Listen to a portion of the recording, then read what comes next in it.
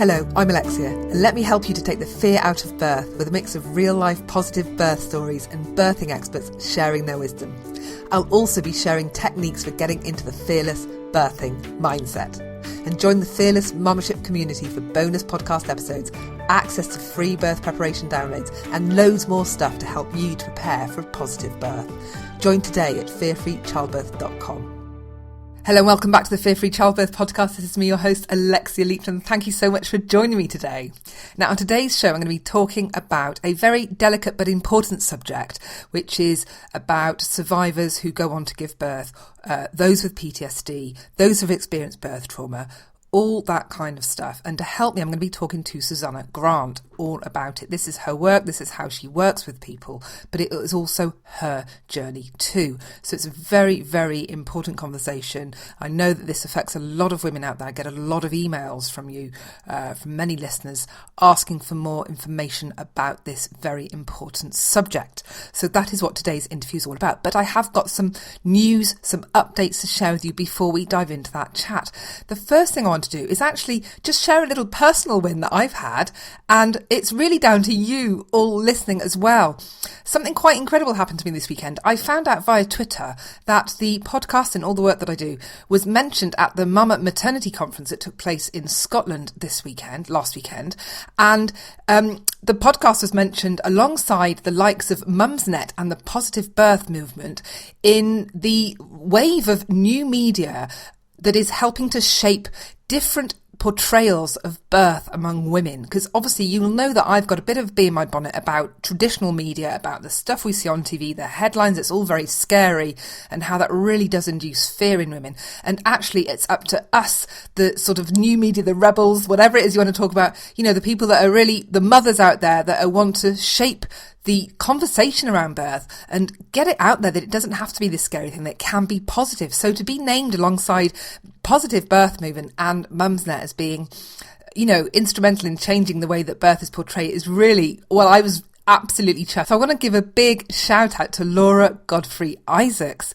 who mentioned me during her presentation at the Mama Conference. I'm not sure if you're listening, Laura, but I would love to give you a big virtual hug and a thank you for recognising what is happening here from my little room here in Nottingham in the UK. It's incredible to think that I do this here and it's reaching women all over the world. And I get some lovely emails from women from you telling me about your wonderful birth story, so please keep them coming. I had a lovely email from Jennifer who was just telling me all about her amazing birth experience and how it was without pain, how it was magical, how it was beautiful, and how everything that she's listened to on the podcast has helped her to prepare for that incredible birth. So you see, just listening to the podcast can help you to have that positive birth experience. So dive in, listen to the positive birth stories, listen to the birth experts, just get your mitts around it so that you can change the way that you feel and think about birth. It doesn't have to be this big, scary, ugly thing. So anyway, that's enough of that. I'm sorry. I'm just so excited about being named like that. I'm just really so excited. And then the other thing I just want to share is there's going to be a pregnancy challenge coming soon. So if you are pregnant, if you need help planning for your birth, then I'm going to be running a challenge very soon. And it's all going to be happening in the Fear Free Childbirth Facebook group. So you need to be in the Facebook group to get all the details. So to get in the Facebook group, just go to the Fear Free Childbirth Facebook page. There's a big banner up there.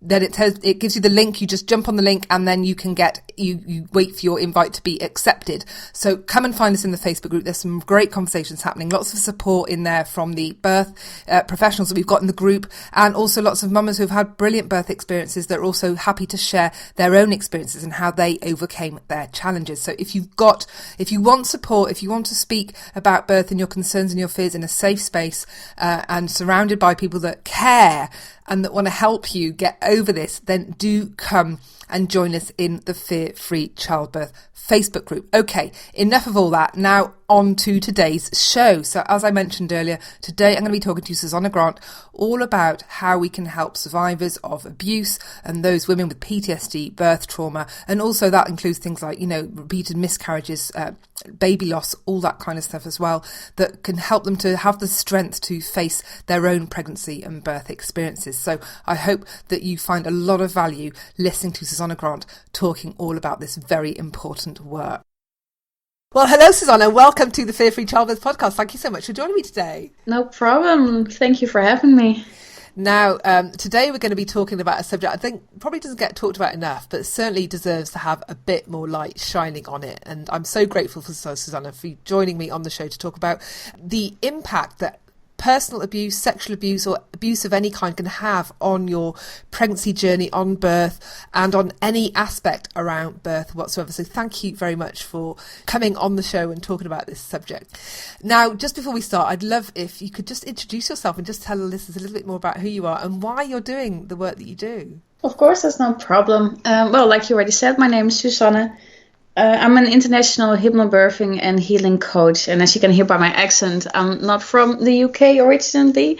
I'm Dutch, and I currently live in Scotland with my lovely husband and our little girl Hannah, who just turned 2.5 this month. Like I said, I teach hypnobirthing. I have an online course, and I do it so far in 10 countries worldwide, and I also work after birth with those who experience a negative birth experience, and my main specialty is PTSD, birth trauma, and body issues. So that's a very short summary of what I do, of course. So how did you come to do the work in birth? So I think I find with a lot of people I talk to when it comes to doing birth, it's always a really powerful why that draws us into working in this field, and I'm just curious as to what your why might be. Yeah, I think we can agree on that one here too. Yeah, as well, if people know me, they know I've always been open about my past. I was diagnosed with PTSD on the age of 17 after quite an eventful youth, so to say, with the things that happened that left me just traumatized. And even at that young age, I just didn't know how to deal with it.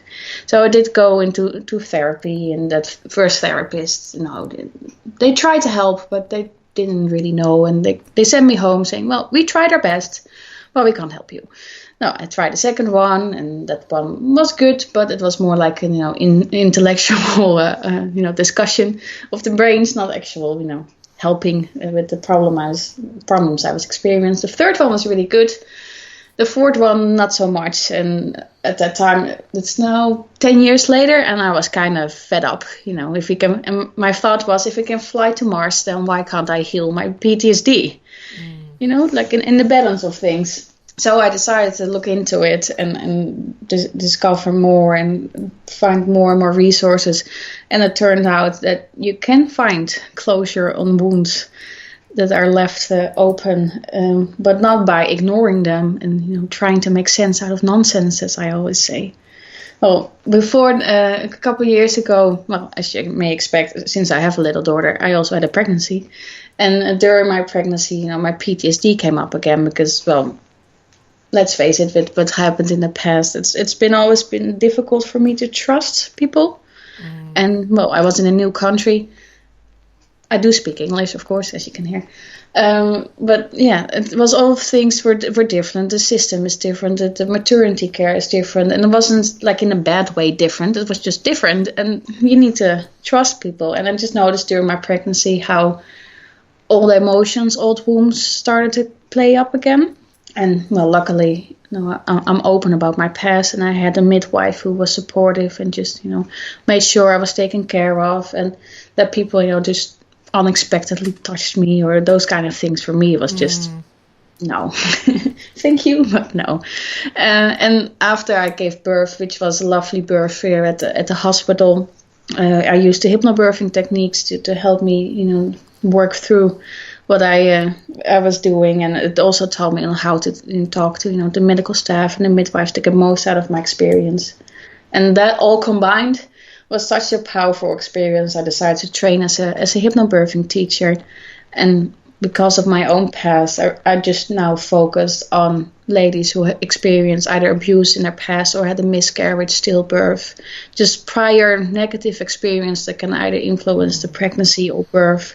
Because if you know my website, it says, because everyone deserves a positive birth experience.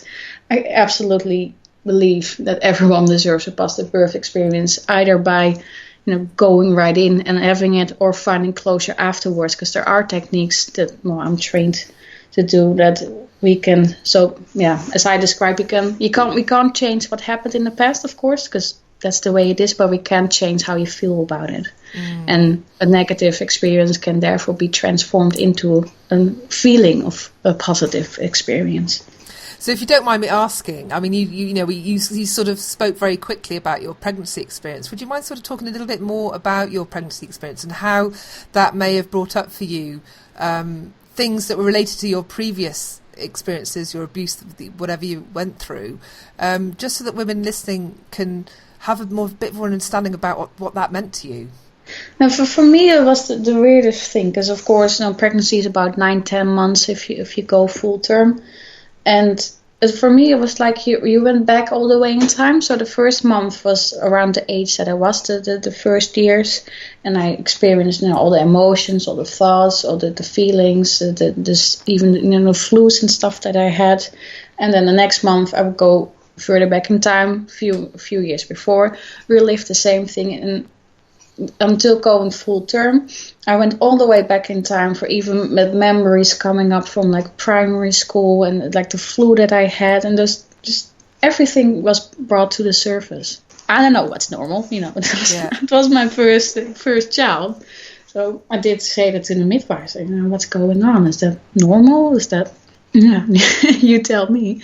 What am I meant to do here? So we did have a conversation at that time to go back into counseling, but for me that didn't feel like the right thing to do, because it felt like I was pulling more things to the surface, and at that time I just didn't feel right. So I went the fourth therapist I mentioned earlier. That was the one I saw after the pregnancy. But yeah, for me that was such an intense period, and most of the people that around me, that most of them didn't have any children, and the ones that didn't have the prior experience that I had. So bringing that up, oh, by the way, did you feel all those? They just didn't have that. No. So did you find people that could support you through that beyond the midwife, or were you very much alone going through those experiences? No, for me it was a journey just that I had, we weren't married then, but my partner and the midwife that supported me. Yeah. And for me as a person at that time, that felt like enough. Yeah. But hindsight, I could have maybe used some additional support, but hey, you learn and grow, huh? Yeah, absolutely. And what kind of support do you think, looking back, you would have appreciated? I think people that understand what you're going through, and that's one of the reasons why I'm doing these podcasts, that women know that there is someone out there who can support them and then can just talk to, because it's kind of, you come to a midwife appointment and you have to share all those things that happen to you. Not everyone necessarily knows how to deal with it or knows how to respond to it, or is trained, because I don't know if midwives get trained on how to deal with sexual abuse victims. So the midwife that I saw the first time, she was like, I think she was like the longest on staff, or like the head midwife, or how you call it.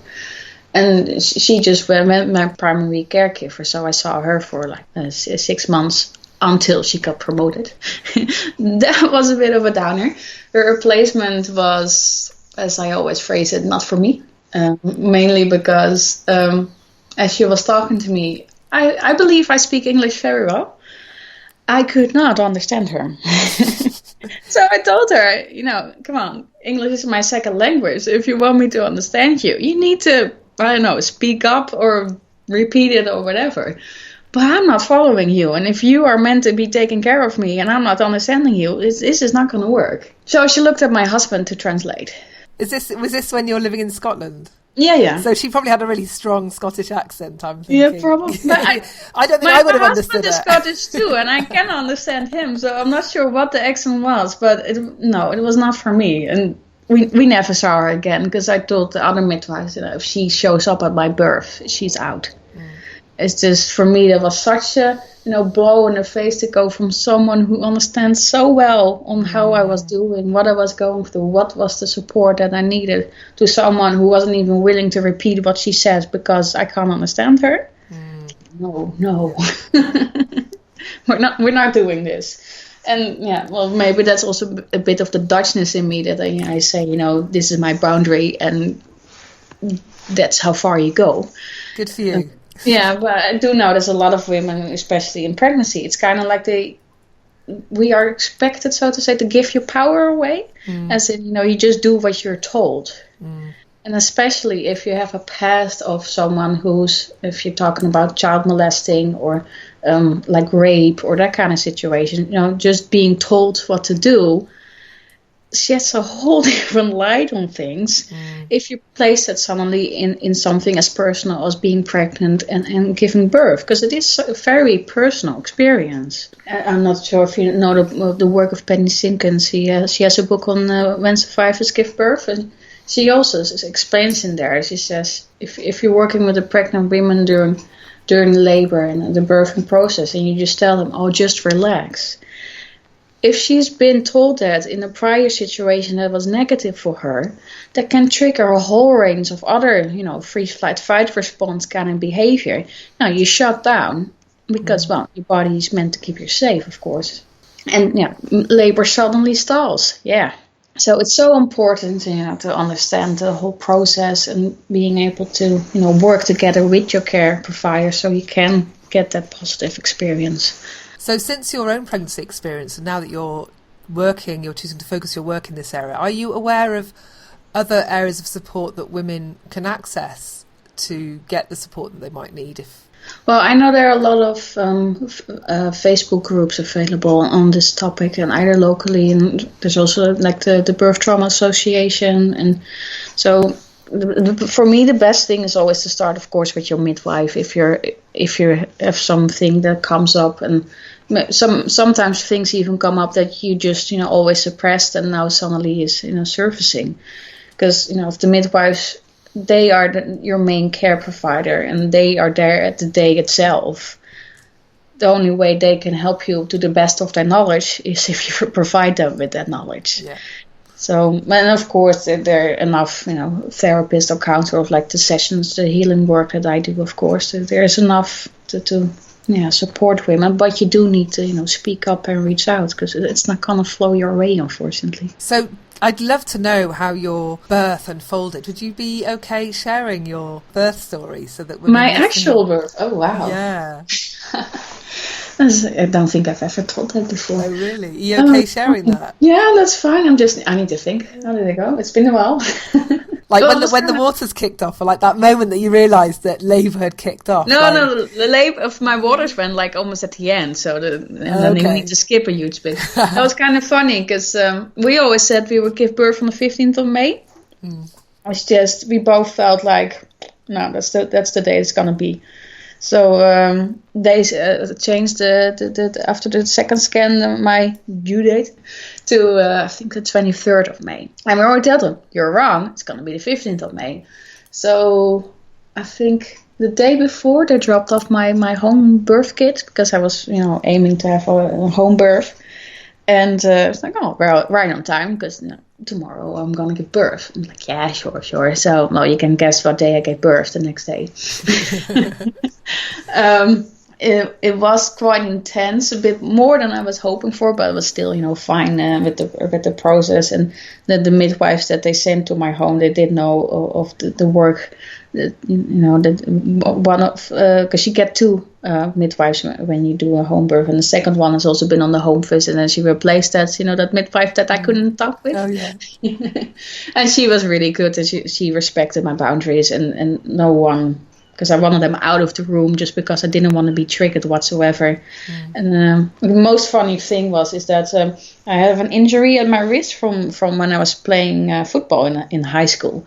And there was one position just like sitting up straight, and I was kind of, moving about with my top body, which meant supporting me with my arm. So after 12 hours, my arm was so sore. It was like, I can't sit like that anymore. So we tried all kinds of different positions. I was like, no, I just need to be in that position.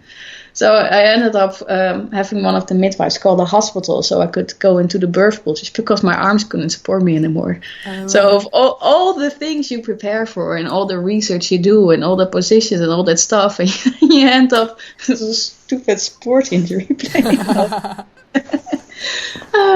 So, well, long story short, I got an ambulance, and they brought me to the hospital. I think from the place we were staying there, it was like 5-10 minutes. So, yeah. Well, I came to the hospital. They had the birth pool was ready, so I just slipped in and did my thing. And Hannah was born, I think, an hour and a half later. Wow. After we arrived. So, and because of the water, I could sit in any position that was comfortable. My wrist could get a break. I did have quite a muscle ache in the next day in my arm, but yeah, try holding one position for 12 hours, and even if you're not in labor, that's quite a challenge anyway. So, yeah, long story short, she was 9 pounds 2, 15th of May. She had her arm up. She did have some graces, I think the word is. I didn't tear. I just hypnobirthed my way through it, and yeah, she was really slippery afterwards. I couldn't hold her. It was like, so all those huge problems that you can have. So was that a 15-hour labour then? Is that what that was? Approximately. Am I getting the 15 confused the date? I think 18. 18 hours. When you look back at that experience, and given your past abuse experiences, how was that for you? And was it what you imagined it to be? But I noticed a few days before I went into birth, it did trigger my belief of this world being an unsafe place. So I do think that if I've done, the sessions that I'm teaching now and helping women prepare for birth, what I'm doing now, that could have been very beneficial for myself. So do you think on some level you were potentially holding the birthing process in, or resisting it, or not letting go fully because of your own background? Yeah, I did. Yeah. And like I said, it wasn't to the point that, that Hannah was in problems or it was, too much to handle. No. But yeah, I was holding back just because I've always had the belief that this world is just an unsafe, dangerous place. And yeah, that came up during birth. Yeah. And do you think that was because maybe you didn't want your baby to come into that world, or because you didn't want to fully let go and lose control? I think for me it was mainly because I always felt unsafe and that life was unsafe, and I was now to give life to this world. That was my moment of what? Yeah. Why did I think this was a good idea again? Yeah. And so how was breastfeeding for you then? Well, like I said, Hannah was 9 pounds 2. She was a big eater, surprise. But she's extremely fond of sleeping. So normally when you're breastfeeding, it's about, every 2 hours, you make sure they feed enough and you listen to what they want. And that all combined, make sure, your milk supply comes in. Only problem with that is that Hannah wanted to sleep 4 hours. If you have to wake her up every 2 hours, she was having none of it. Plus my skin went a bit, as well, most moms have. That skin has never been used to feed a little one, of course. So that needs a bit of time to get used to it. And that combined was for me not a pleasant experience. So I think 6 days in, I said, I'm not doing this anymore. So I was in the middle of the night, and my birthday is actually on the 22nd. So it was right the night before my birthday. I said, I'm out. I'm not doing this. And everyone was saying, you're doing such a great job. And I was like, no, I'm not. Just listen to me. Because I kept saying, guys, I hit my boundary. Help me. Don't tell me I'm doing a great job. I want to change it. I want a new plan. And stop telling me. So, well, long story short, we had a hand express pump we got from a friend. So I expressed, so, the tissue could heal. My husband was home still on his paternity leave. So he fed Hannah the amount she was happy to drink. And we were happy ever since. I continued to express until the skin completely healed. And at the end of the month, Hannah went back on the breast, and we just combined the two of that for, a year plus to come. Because Hannah started sleeping through the night when she was 3 weeks old-ish. But it's also because she had like a massive amount of milk. So even I would be sleepy if I drink that much. Yeah. So she slept like from 12 to 6, and then with the milk, I think with the expressing we did, like the first month, we were already like a leader on breast milk that she just ate all day, or drank, I should say. So she's still on the big side, but that's not unsurprising when you've got very two tall parents yourself. Yeah, that's for me. That's the thing that when I'm teaching my classes here as well, that I tell them, listen to your instinct. If you're feeling like things are not the way you want them to be, or it's not going the way you think it should be, don't suffer in silence. Reach out and tell them, even email me if you feel like that can give you the support you're looking for. I can point you in any of the kind of directions in town if you need to. But don't suffer in silence because you think, everything is meant to be horrible. It doesn't have to be like that. I'm not saying it's going to be hard. I'm not saying it's going to be easy. I'm just saying it's going to be the way it is. And if you need help, there are people to help you through it. So with the work that you do with women now then, what do you find are the main things that they need support with in being pregnant and with what they've got as part of their life experiences? What's the thing that they come to you for mainly? Closure. Yeah? Closure on the old wounds. But the technique that I use is called matrix birth imprinting, and we combine EFT, which stands for Emotional Freedom Technique. And we look into any emotions that are still stored in the body or in anywhere they come up with.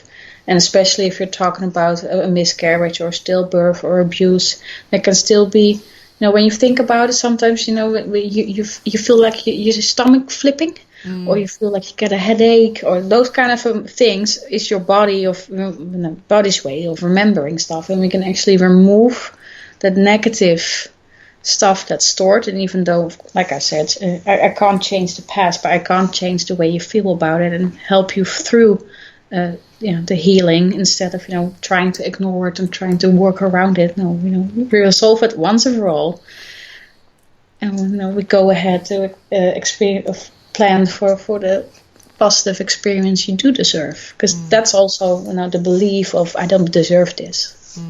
I don't deserve to be happy. I don't deserve to be worthy of a positive experience. Who am I to get a positive birth experience? So you talked about miscarriages. Do you get a lot of women that come to you to help with recovering from those miscarriages as well? Yeah, as well. Because like I said, I do the breastfeeding support, miscarriage, stillbirth, postnatal depression, and PTSD. That's the kind of women that find me, and it's depending on what a woman needs. Because often, if you had time in the hospital with your little one, and it always feels like you don't have enough time to say goodbye. So sometimes, if we're doing a healing session, we can create that time that they do feel they had enough time. Or sometimes it helps to, if they're more into a spiritual thing, to understand why that soul chose them, why they, what kind of contract they had with them, what are they meant to learn. If that's not that cup of tea, you can, keep it more practical and, because a lot of moms that I work with that went through such a traumatic experience are now moving forward to help other women heal. So it's powerful stuff, so to say. Well, it is. And I suppose when you touched on soul contracts and how, maybe we kind of signed up for this in some place so that we could come from a place of compassion and understanding so that we can help other women. I know that's true about my own journey. If I didn't went through what I went through and I didn't experience my PTSD to the degree that I experienced, I'm so much of a better healer now. I can so much more relate to the women, because I've been where they've been. I've been in that hole of emotions and crap and just feeling like you can't take it anymore, and maybe you should just kill yourself because there's no way of getting out of this. If your body is so to say failing you, like maybe multiple miscarriage, or maybe you feel like you can't deal with that newborn that because the birth was so traumatic. You need to be understood, and you need to start listening to yourself, because there is a way out. But you need to make the decision for yourself, as in, I deserve this, and I don't care how I'm gonna fix this. I'm gonna fix this. Even with me, it took me 4 therapists, and then I ended up finding my own way to find to finalize my closure. Because there was still those emotions that were lingering around. Yeah, you can, do all the techniques and you can get all the coping mechanisms in place, all the tools to handle situations. But I still felt like I was coping with life. I wasn't living life. I wasn't enjoying life. And I'm not here on this planet to just cope my way through it. And do you think that maybe there are some women that go through difficult experiences that just don't have it within them to seek that help because their belief that they don't deserve this, they don't deserve happiness, they don't deserve, is so strong that actually it traps them in that state, in that place, and the support isn't necessarily a hard thing to seek out, but it's hard for them because they just can't. First step. It is that first step, and do you find that? Yeah, it's the first step is always the hardest, and that's mainly also why I'm doing this podcast and why I'm just being open and honest about what I've been through. Because if I can do it, anyone else can. Because we don't have enough time to go into the depth of my PTSD, but trust me, it was to fairly summarize. It went to the point that my brain was so over firing that when I walked into the street and checked if there traffic was coming, I was like, oh, there's a car. And the second I saw it, I forgot and I stepped in front of the car. Wow. That's how bad the constant panic mode it was in. And that's the moment I said, no, guys, I'm not doing this. I'm endangering myself. I wrote a letter to university, the classes I was doing. I said, guys, I need to take a moment because I'm going to kill myself accidentally because my university was in Amsterdam, so it's not like it's not a busy city in the world or something. There's always a bike or a tram ready to knock you over. Yeah, so you need to keep yourself safe, and if that means you need to shut down everything around you and just focus on your basics. Now start with self-care. That's the absolute for a most important thing. Mm-hmm. What do you as a person need? Do you need more sleep? Do you need a helping hand? Do you need different food, better food, more food, less food? Start with those basics. Go out, and if you can't go for a walk, especially after traumatic birth, if you can't walk, open a window, stick your nose out. You don't need to go far, but those small steps will make a difference. And of course, listen to such a lovely podcast as yourself. Of course, help is freely available, but you need to. I can't help people who don't want to be helped, and of course that goes for everyone. If you don't want to be helped, then there's not very much you can do. No. Yeah. No, I agree. I can't save everyone, unfortunately. No, you can't exactly. Only those that are willing to take part and because there is work to do. You can't. It's not a passive experience to walk through crap like this. You need to face you have to face your demons, wrestle them, and there's going to be some short-term pain, but it's worth it. You have to, you have to kind of, and I certainly am grateful for all my life experiences, for what it's taught me about myself and how, locking myself in that dark cave felt very scary, facing those demons, but my goodness, I'm so grateful I did that. And I'm so grateful that I did. So much sunshine on the other side. Yeah, it's so much better on the other side. And my goodness, what I'm now able to, how I can use all that to help others just makes it even more worthwhile. And so, if anything, don't do it for you, do it for others. To imagine those people that you can help as a result of you having to walk through this crap. That, absolutely. that some people find it really hard to motivate themselves to do something for themselves. But sometimes they find it much easier, especially mothers that will do anything for their kids and they won't do anything for themselves. The self-care thing I think that you touched on is a big thing here about number one. Mothers are just always doing whatever they can for their kids and the family and cooking for the family and da-da-da-da. But it's really hard for them to just take a moment, do what they need to do, go for that walk, do the exercise. Take a breather. Exactly. Just one breath when you need to order, just... Absolutely. But sometimes even the kind of facing up to your demons, sometimes if you are one of those people that do things for others, then that could be one of those, you still use that argument, I think, when it comes to facing your demons, because it's still worthwhile for others. The other people in your life will benefit hugely from you doing that, but you will, of course, more than anybody. So anyway, I'll get off my soapbox because I can talk about that for a long time. We agree, so you don't. We agree. Exactly, we agree. Absolutely. Yeah. And if there's someone listening to this and who has been through a difficult experience, so what would your advice be as the first step? That first difficult step. Well, there are a number of books, if we're talking about during the pregnancy, like I already mentioned, from Penny Simkin, When Survivors Give Birth, which is also, if you're working with pregnant women, that's also a very powerful tool to read because, she explains so much in that book. After birth, you can, for example, from Sharon King, her book, Heal Your Birth. And of course, if they specifically are interested in the work I'm doing, I've got lots of free resources online as well, and I'm about to launch also a free Heal Your Birth program. They can, for now, it's in the pre-phase, so they can sign up for it, and later this year it will be launched as the full, and they can just get a 4-weekly course sent straight into the inbox, so they don't need to talk to anyone. They're perfectly safe behind their computer, and if that resonates with you, they can always take that next step, or they can keep repeating the program and find their way by themselves. That's of course perfectly fine as well. If that resonates with them, then that's what they should do. So with somebody going through this kind of experience, do you think, you just said that they can work through this themselves, do you think that is possible for some women to kind of work through their own traumatic experiences on their own? Well, I did. Yeah.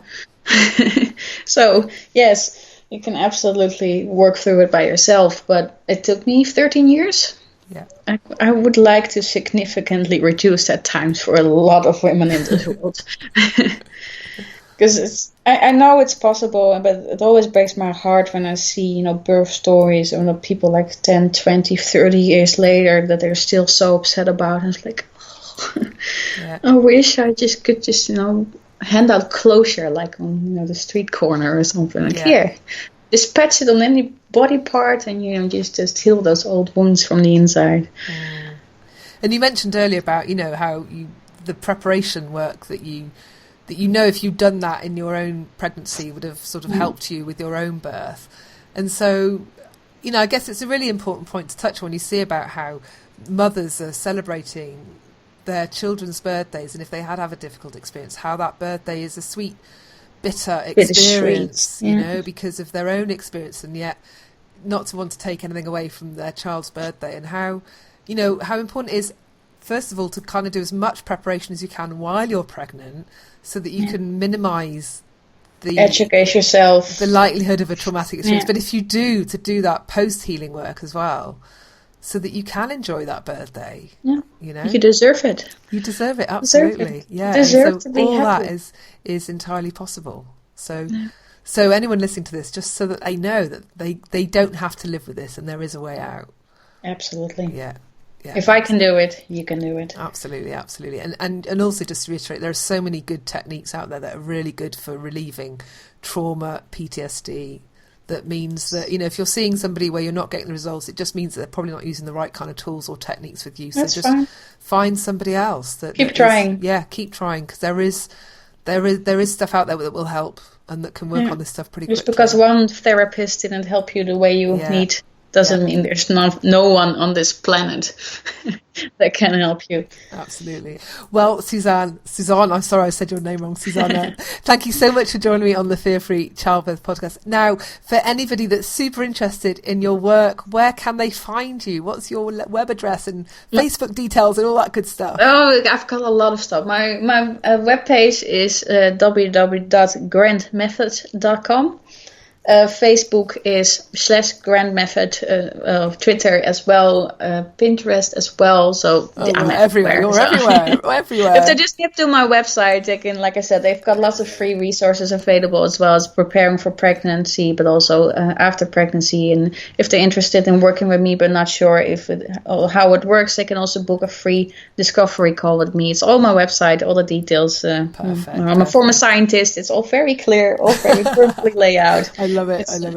Perfect. Well, thank you so much, Susanne, for joining me on the show today. It's really, really appreciated. I'm sure there's many listeners who appreciate you sharing your story. Thank you so much. No problem. Well, I hope you found listening to Susanne useful. Now, Susanne is going to be coming in the Fear-Free Childbirth Facebook group for a Facebook Live. So if you have any questions for Susanne, or if you have anything at all that you'd like to ask her in relation to what she's talked about today, if there's anything that you're struggling with on your journey, then she'll be there to take your questions in the Fear-Free Childbirth group Facebook group. Now, all you need to do is join the group, obviously, in the first instance. So to do that, go to the Facebook page and there's a link up on the banner that gives you the link to join the group.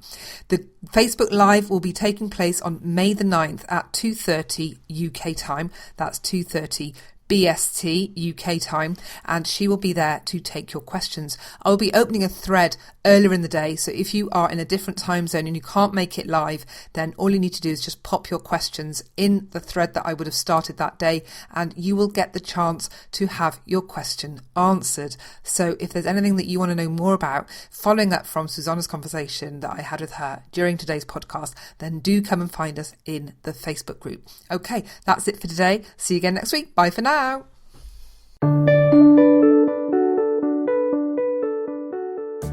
You've just been listening to me, Alexia Leachman, here on the Fear-Free Childbirth podcast. Thank you so much for tuning in. Now, this is just a wee reminder that if you'd like to listen to bonus podcast episodes and have access to loads of birth preparation downloads, my video mini-series on reducing your fears and so much more, then join the Fearless Mumship community today. You can join at fearfreechildbirth.com. Until next time, bye for now.